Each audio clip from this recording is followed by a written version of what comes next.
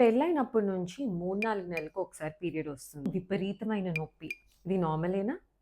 కాదు. Heavy flow అయితుంది అనంటే ఫైబ్రాయిడ్ ఏమో అని మనం భయపడాలి. పీరియడ్స్ ముందే కొంచెం స్పాటింగ్‌లా కనిపిస్తుంది అంటే ఎండోమెట్రియల్ పాలిపా అని భయపడాలి.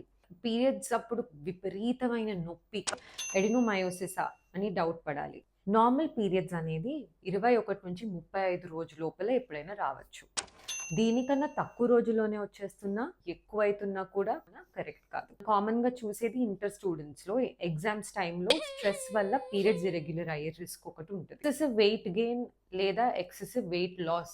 Next hormone related prolactin issue, thyroid అయి ఉండొచ్చు, పీసీఓ అయి ఉండొచ్చు. ఓవరీలో ఏమైనా సిస్ట్స్ ఉన్నా కూడా పీరియడ్స్ ఇర్రెగ్యులర్ అయ్యే రిస్క్ ఉంటుంది. ఒక స్కాన్ చాలు మనకి మోస్ట్ ఆఫ్ అవర్ ఆన్సర్స్ తెలుసుకోవడానికి. కాకుండా కొన్ని simple blood test. So periods ఇర్రెగ్యులర్‌గా ఉంటే ఇంట్లోనే కూర్చొని పర్లేదులే 2 నెలలే కదా, 3 నెలలే కదా అని కూర్చోకుండా వచ్చి గైనకాలజిస్ట్‌ని కన్సల్ట్ అయ్యారనుకోండి, ప్రాబ్లమ్ ఏంటో తెలుస్తది. డైరెక్ట్‌గా దాన్ని సాల్వ్ చేసుకోవచ్చు.